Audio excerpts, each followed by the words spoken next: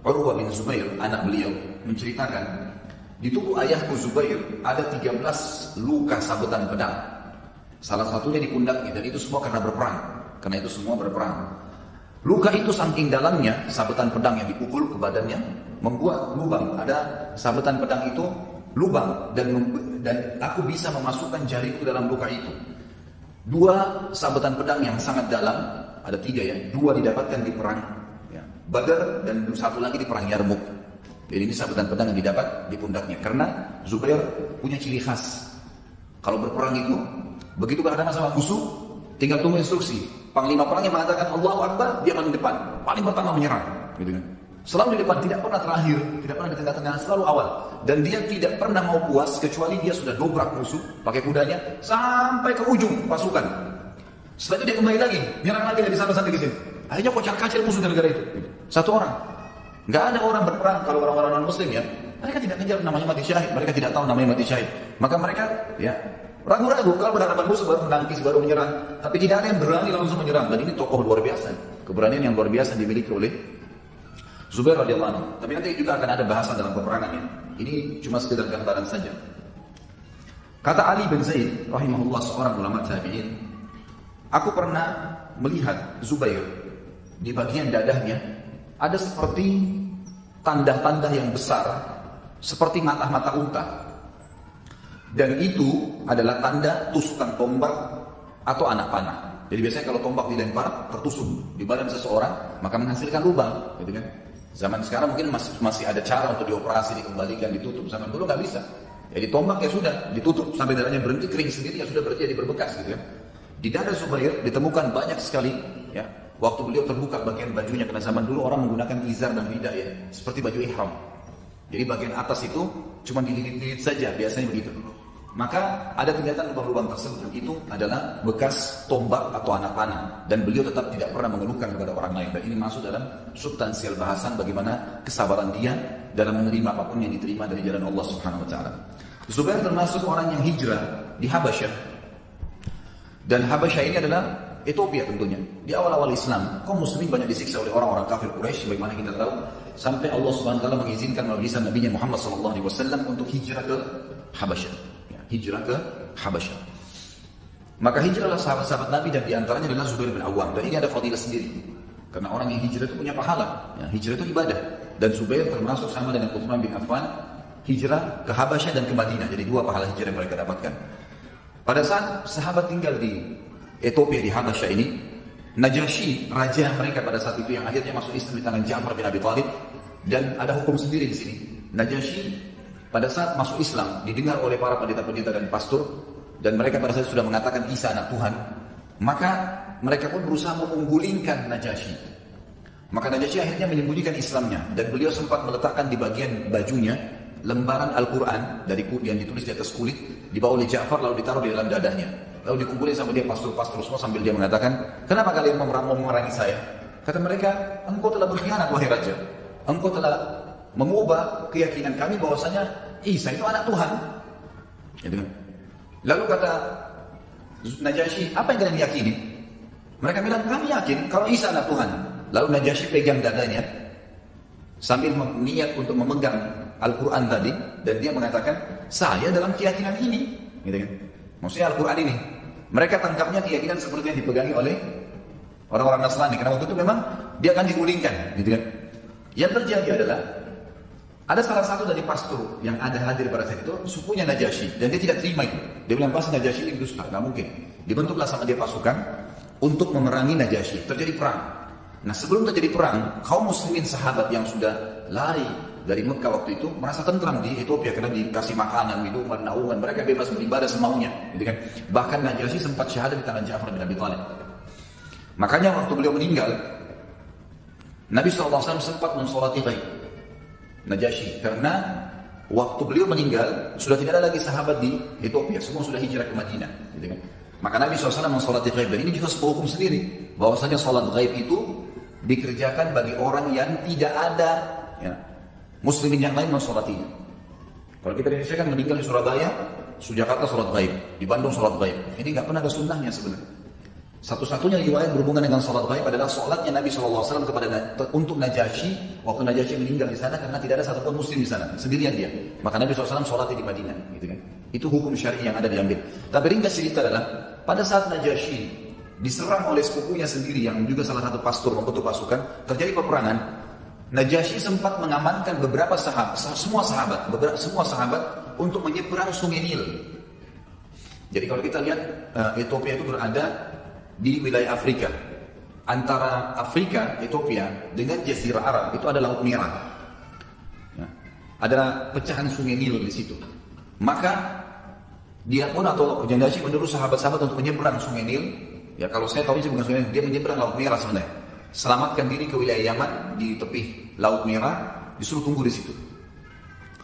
Maka yang terjadi adalah waktu terjadi peperangan, kata Ummu Salamah radhiyallahu anha yang nanti jadi istri Nabi SAW, Ummul Mukminin, berkata waktu itu kami semua berdoa agar Najasyi diberikan kemenangan. Karena kalau Najasyi kalah, maka tidak lagi tempat bernaung, kecuali kembali ke Mekah dan bisa disiksa lagi. Waktu dia bilang kami lagi ragu, khawatir, jangan sampai Najasyi yang kalah, karena mereka ini bisa dibunuh nanti. Tapi Najasyi sudah memberikan keamanan untuk menyeberangi Laut Merah.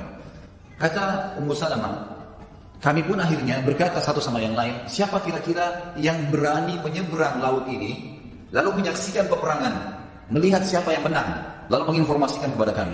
Semua orang waktu itu diam, tidak ada yang ngomong. Zubair datang mengatakan saya, umurnya 15 tahun waktu itu. Saya akan nyeberangin lautan ini dan saya akan saksikan peperangan itu. Kata Ummu Salamah, lalu kemudian ditiupkanlah ya, bantal atau balon gitu kan, yang diletakkan di dalam, lalu dia menyeberang. Lalu Zubair pun menyaksikan peperangan tersebut, dan tidak lama kemudian sementara kami lagi dalam keadaan ragu, Zubair sudah menyeberang kembali dan berteriak sambil mengatakan, berita gembira wahai kaum mukminin, Najasyi telah diberikan kemenangan oleh Allah Subhanahu wa taala. Tapi di sini ada peran Zubair bin Awwam yang sangat luar biasa beraninya, karena kalau dia pergi menyaksikan peperangan berarti ada kemungkinan dia kena serangan, gitu kan? Tapi dia berani hadir pada saat itu untuk mendatangkan informasi kepada kaum muslimin, dan ini saya angkat karena memang ditulis dalam buku yang sedang kita bedah. Kita masuk sekarang bagaimana perannya dia dalam kancah peperangan. Dimulai dari perang Badar misalnya. Perang Badar, Zubair bin Awwam tampil menggunakan imamah berwarna kuning, dan beliau berada di depan pasukan. Pada saat awal takbir Nabi SAW menyerang, maka dia sudah menyerang orang-orang Quraisy. Ya. Bahkan para sahabat sepakat mengatakan kekuatan muslimin ada di 3 orang, Hamzah, Ali, dan Zubair. 3 orang ini luar biasa. Jadi ini ujung tombaknya para penyerang para sahabat gitu. Nah karena beraninya dia, dan selain berani, Zubair bin Awwam juga selalu menjaga penampilan yang rapi dan bersih walaupun di kancah peperangan.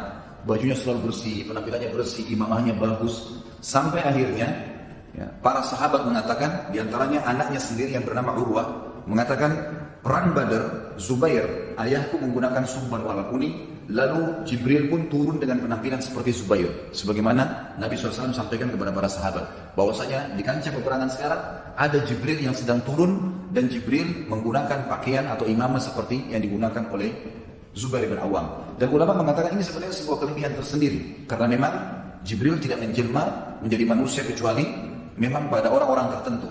Dan ulama mengatakan ada 2 orang saja yang pernah Jibril menjelma dari kalangan sahabat, Zubair bin Awwam di perang Badar, dan juga yang satu lagi siapa?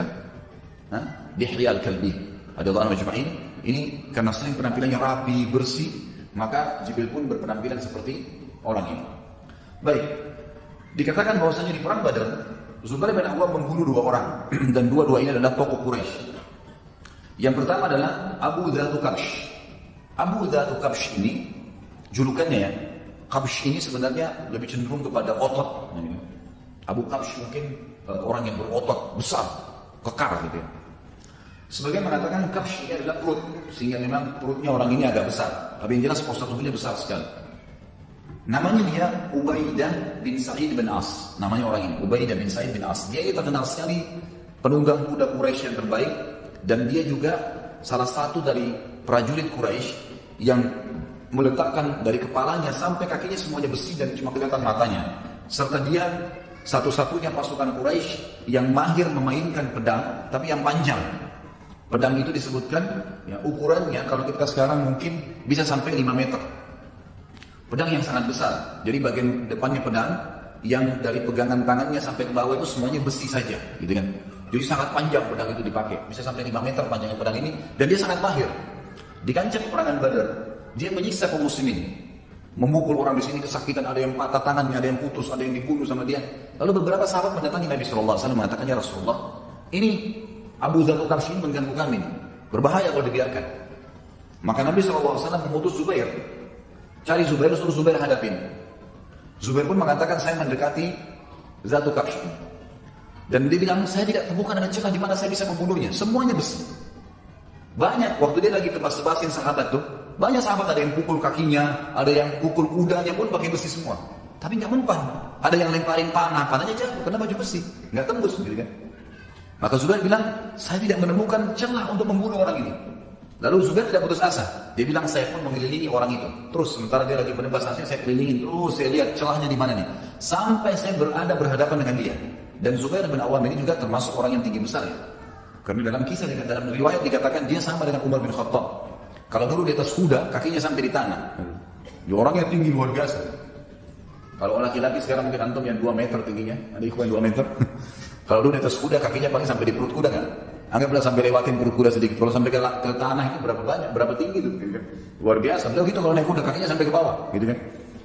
Nah Zubair bin Awam bilang, pas saya berhadapan sama Dzatul Qarsy, dan Dzatul Qarsy ini juga tinggi besar. Cuma badannya lebih kekar. Kata Zubair, saya tidak temukan celah kecuali di antara 2 matanya. Jadi di sini tuh ada karet yang menyatukan baju besi itu, topeng besinya. Dia bilang, saya tidak temukan kecuali itu. Maka saya pun mengambil tombak, dan ciri khas Zubair ini radhiyallahu anhu terkenal di pasukan muslimin, selalu di tangan kanan pedang, kemudian di pundaknya dia taruh tombak kecil. Tombak kecil ini khusus untuk digunakan membunuh orang-orang tertentu, gitu kan? Dia menaruh pedangnya dan dia ambil tombak kecil itu. Dia bilang, lalu saya bertakbir sambil melemparkan niat membunuhnya sebagaimana perintah Nabi SAW, dan saya melempar tepat kena di karet itu sehingga tembus sampai ke belakang kepalanya.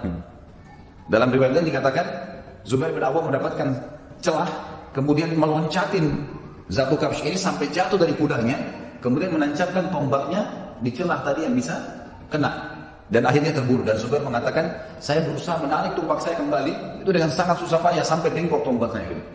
Tapi perangnya adalah di sini, di kancah peperangan membunuh musuh, gitu kan? Membunuh musuh. Tentu dalam Islam, di luar kancah peperangan, yang dibolehkan membunuh itu kalau kita diserang. Misal ada perampok, ada pencuri, membela diri itu boleh. Selain ini nggak boleh, gitu kan? Kalau pribadi, kalau pemerintah tentu boleh kalau kisas kan. Kalau pribadi nggak boleh kecuali membela diri. Tapi kalau di kancah peperangan berbeda nih, berbeda, gitu kan? Di perang Badar, Nabi SAW sempat mengambil pedang dan berkata, siapa yang memberikan haknya Allah dan Rasulnya pedang ini? Maka Hamzah mengatakan, saya Rasulullah. Nabi SAW tarik. Nabi mengatakan lagi, siapa yang memberikan haknya Allah dan Rasulnya pedang ini? Maka Ali mengatakan, saya Rasulullah. Nabi tarik. Hamzah dan Ali, 2 pejuang besarnya muslimin ditolak. Paman dan sepupu Nabi. Selama ini terkenal keberaniannya. Nabi tetap tarik. Lalu Nabi mengatakan, siapa yang memberikan hak pedang ini? Allah dan haknya Allah dan Rasulnya pedang ini. Maka Miqdad ini terkenal. Ya. Dia satu orang dihitung sama dengan 1000 kekuatan laki-laki, sama dengan Zubair bin Awam. Nanti ada bahasan di Miqdad. Tapi Zubair bin Awam juga salah satu dari orang yang dihitung 1000 kekuatan oleh Umar bin Khattab. Nanti akan kita sebutkan riwayatnya. Maka Nabi SAW tarik. Lalu Abu Dujana radhiyallahu Syammah, ya, yang terkenal, beliau mengatakan, ya Rasulullah, dia tanya, apa haknya Allah dan Rasul di pedang itu? Maka kata Nabi SAW, engkau mengambil dan engkau memerangi, melawan musuh Allah sampai pedang ini bengkok. Artinya kalau di kancah peperangan berbeda. Tunjukkan keterampilan, memang harus membunuh. Tapi tidak ada mutilasi ya. Sudah ditusuk mati selesai.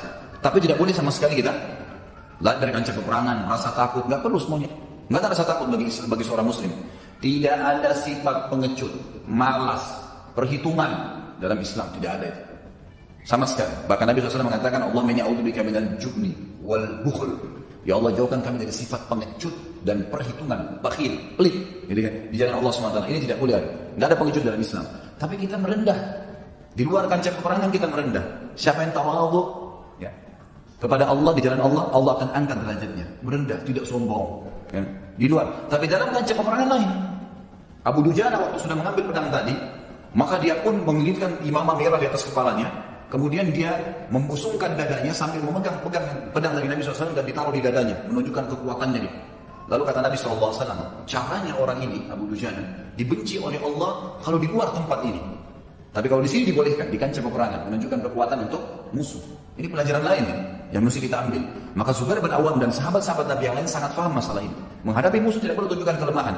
Memang mereka harus tunjukkan kemahiran dan memang mencari mati. Karena tujuannya orang masuk medan perang adalah mati syahid. Yang kedua baru menang, gitu kan? Makanya para mujahidin tidak pernah kenal namanya kalah. Kita menang atau mati syahid. Kalau mati pun semua terbunuh, tidak ada kekalahan, untuk menang malah. Itu kemenangan yang pertama dicari. Mati syahid semua masuk surga tanpa hisab dan balik, kelebihan orang-orang yang mati syahid.